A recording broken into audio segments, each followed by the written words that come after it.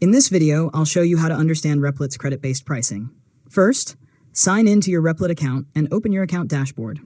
From there, click your profile icon and go to Billing or Usage to view your current plan and available credits. Next, review how credits are used across the platform. Depending on the features you use, such as Replit Agent, AI assistance deployments, or other paid services, credits may be deducted as you work on your projects. After that, monitor your remaining credit balance and usage history.